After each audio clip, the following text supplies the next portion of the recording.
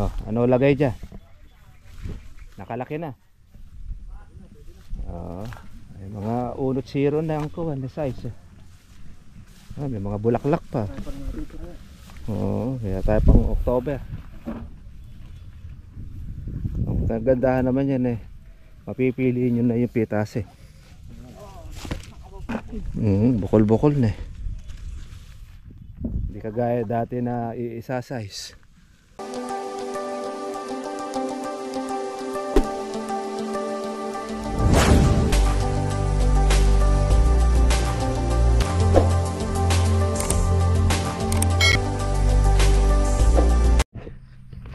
Good morning po sa inyo mga katribya at welcome po sa aking YouTube channel. Kumusta na po kayong lahat? Ito, lalakad po tayo sa ating papuntang farm na kung saan ay pipitasin po natin yung batang kalamansi. Yan po yung daanan natin. Hindi po pwedeng mapasok ng ating kolong-kolong dahil sobrang lalim na rin po no putik. Yan yung daan, no? Kaya sasalalak na. Yan po ang ating kolong-kolong. Kaya ang pinaka-the best, ito, lakad. Kaya pati rin po yung ating mga kasama pong mga mamimitas ng kalamansi. Kasama na rin po silang maglalakad. Pero po yung mapipitas po natin na 20 bag para doon sa bata, ipasasakyan naman po natin yung sa traktora. Tanging traktora tsaka po ang kariton ang po pwede na makadaan dito po sa daanan nito ng Sanghulyan. Ayan, pagka po tagulan, ito yung situation. Kaya po yung mga maggugulay, ito na rin po yung mga may lupa dito ay talagang dumadaing po sa gobyerno na sana magawa ang daan na ito. Kaya lang sa flood control na lang, puro kurakot po ang nangyari. Kaya medyo malabo pa ngayon na magawa itong ating daan. Pero pagka sa hinaharap at ito ay bibigyang pansin, sigurado pag nagawa naman ito, malaki naman nagiginhawa ng mga farmers o mga magugulay sa lugar na ito. Nasa 1,000 hektarya mga katribya itong lupa ito sa Sanghulyan. Sakop na rin po siya ng Bagong Sikat, tapat ng kasama rin Bagong Silang. Ayan. Yung kalamansi na natapos na ng kontrata ng may-ari o anong markila, hindi na po nasikaso. Ayan, nagbaging na siya, napabayaan na.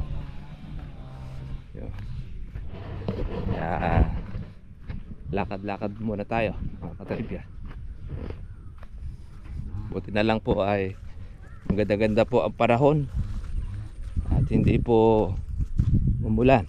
Walang natin kung maya-maya ay ganito pa rin ang panahon para makita na rin natin yung ating bagong tanim.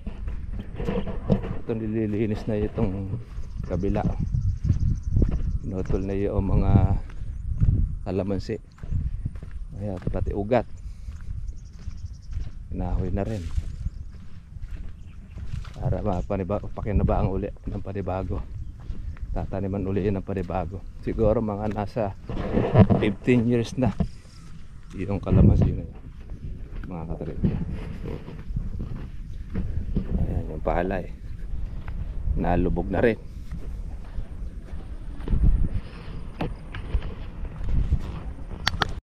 Ayan, ito yung situation kapag po tagulan. Kaya ginagawa po natin, dumadaan tayo sa ilog dahil sa tag-araw, sa tagulan di natin madaanan ito. Kaya ang ginagawa natin ay nananapat tayo kung saan walang putik. Kaya padaan tayo rito sa gubat. Buti lang may mga baging at kailangang sumigaw na lang ng Tarzan.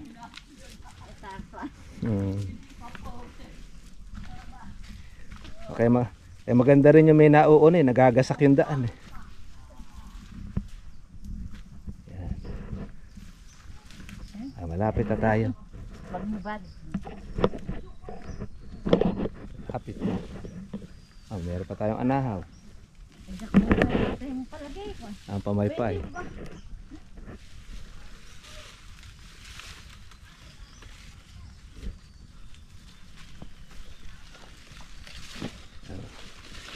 Merong baging yata ito na makabuhay yan.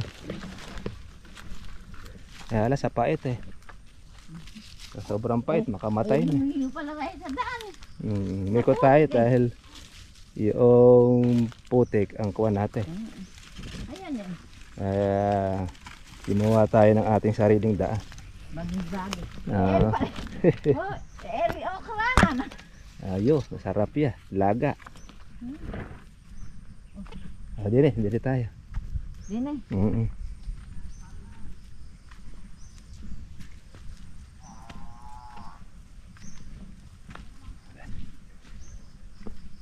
Ayan, oh. Igasak. Doon sa kabila. Doon sa kabila. Ayan yung daanan natin, oh. Igasak. Oo Tayo sila dito. doon nagdaan. Dito tayo dumaan.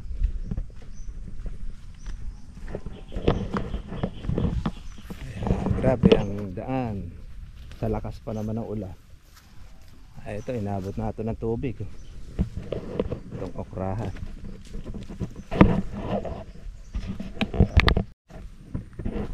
Ito na mga katribya po yung ating kalamansi. Ayun na, bilis po noong pagkalaki mga katribya. Malalaki na po talaga din ang bunga. Kaya talagang masusunod talaga ang gusto ng laki. Ay, halos mga uno na pala. Ang ganda ng bunga mga katribya, batang bata. Ito yung pangalawang harvest po natin ito mga ka-farmers. Itong ating kalamansi. Iniwanan natin ito, maliliit pa, pero ngayon maganda na po yung kanyang gaspang. Gaya yan, no? Iba talaga pagka po bata ang kalamansi. Ang dami po ng kanyang bunga, tsaka ayan, no? Naglintugan na.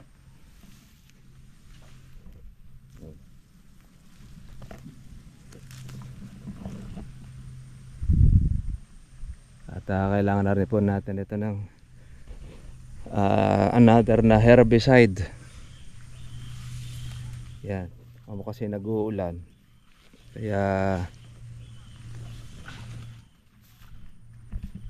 mabilis humaba ang damo. Pero ganun pa man, meron pa tayong pang October. Ito, pang October ito.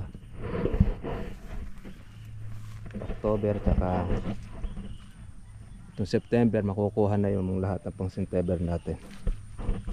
Ito. Yan.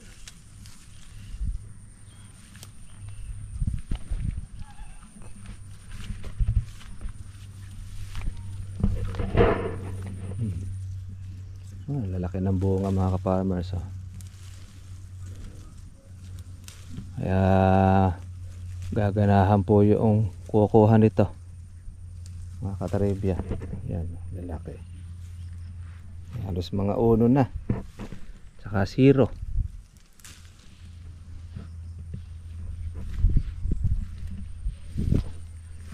Tignan niyo po itong bata na ito. Maliit siya pero dahil bunga.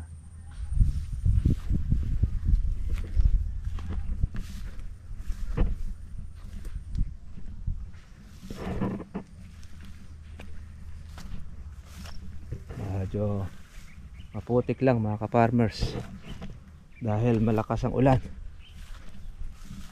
dito sa area, pero masisiyahan naman sila sa ganda. Ayan, yung mga bulaklak. Ito ang ating kalamansi na 1 taon at 3 buwan ng ating siyang itinanim, kaya pinag-aandihan na po natin. Nakaraan naka 5 kalahati tayong bag dito, Pero ngayon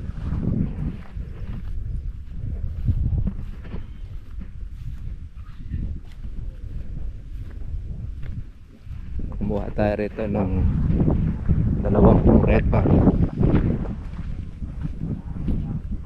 na kalamansi. Nagawa na rin tong daanan ng kalabaw ng area.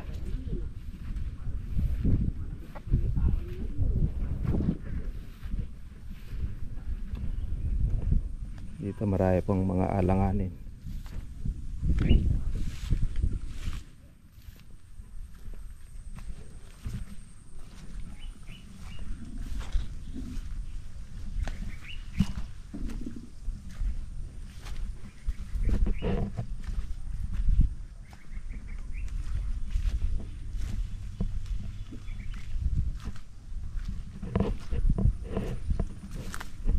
Oh, ano lagay dyan? Nakalaki na. Oh, may mga unot zero na ang kuwan na size. Ah, may mga bulaklak pa.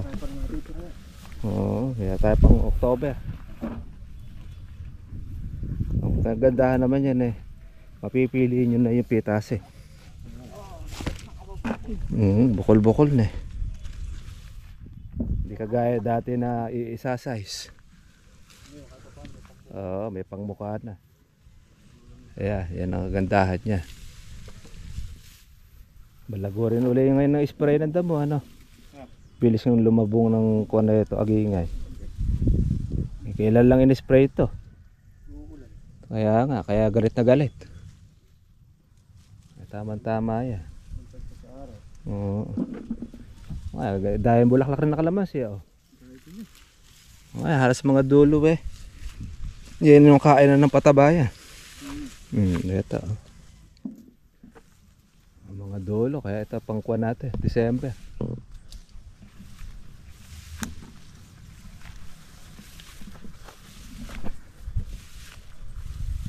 Lakas na lang pagkalaki ng kalamansi, tsaka bulas niya.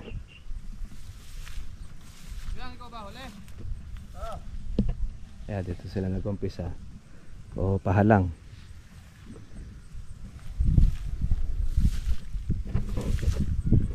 Ayan na. Dahil bulaklak.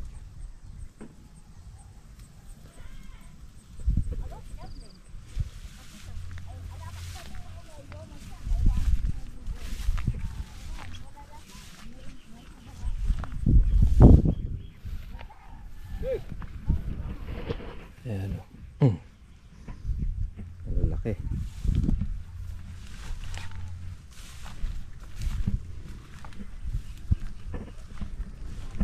Marami pa pong maiiwan mga pang October.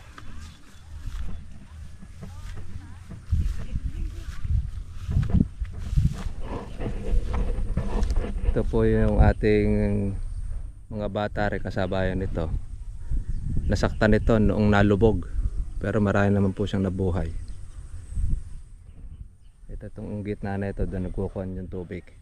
Kaya sa susunod po na pagtagaraw, doon lang po natin siya huhulipan ng panibago. Pero yung mga buhay na po yan. Yung ating kalamansi. Medyo naantala siya. Dahil 3 beses siyang nalubog nakaraang taon.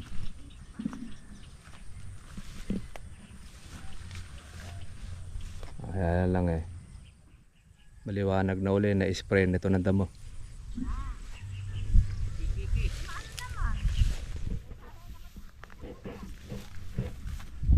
Okay pa rin dahil sulit na ito. At least nakakakuha na po tayo ng harvest. Ito yung ating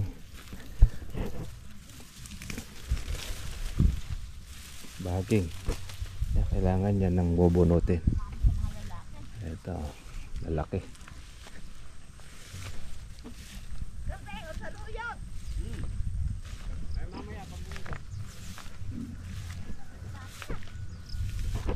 Ay, bulaklak oh. Ito, yung kalamanda rin.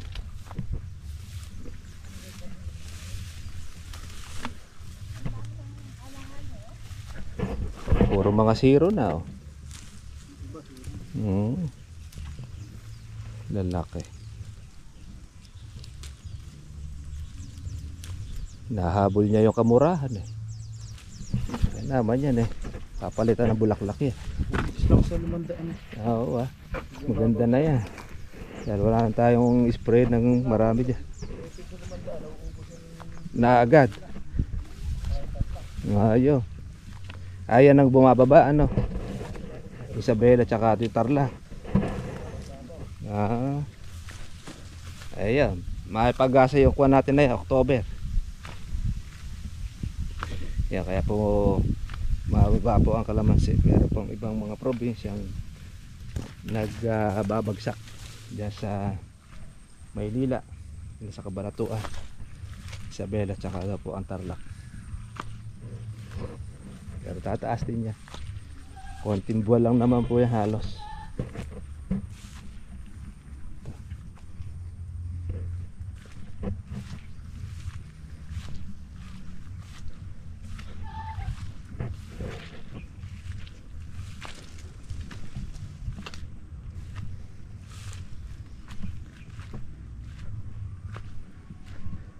Dadaanan kasi ito ng kariton. Maganda na supang na oh. Yan. Lahat ay mayroon siyang usbong. Pwede na may mga sunog na bulaklak.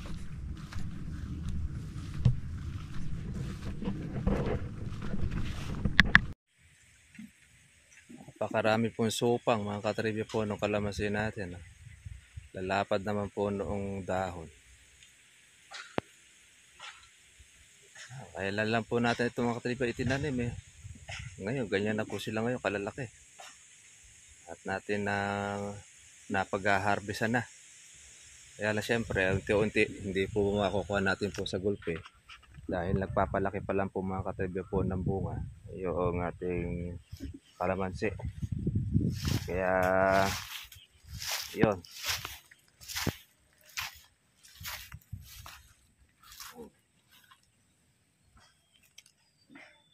Iba talaga pagka po bata.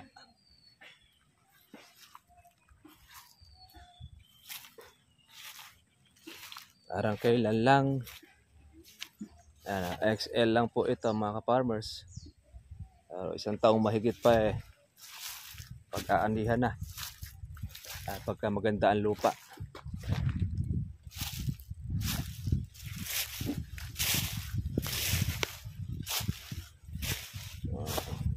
Ang ganda ng bunga. Yan. Laki niya. Kaya pati yung alang-alin nakukuha na rin. Bagay, ngayon naman yan may mga primera.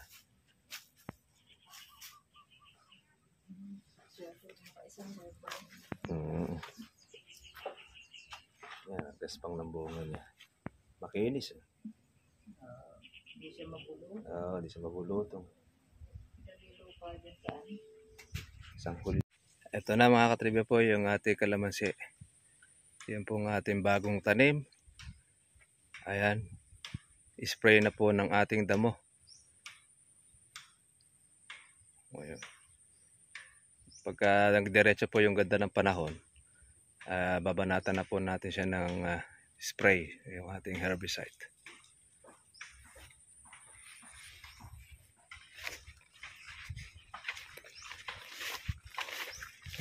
Madalang lang po tayo makalusong dito mga ka-farmers dahil nga po nag-uulan, pangit po ang daanan, kaya naman ay hindi tayo madalas na nakakapunta.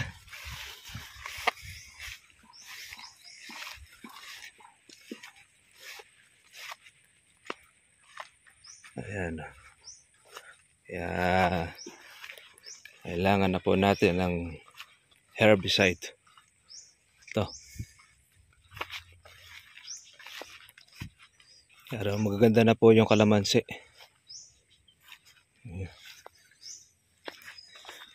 Halos 2,000 po yung pumasok dito. Nakahaba. Tapos 2 hektarya hanggang doon sa may dulo.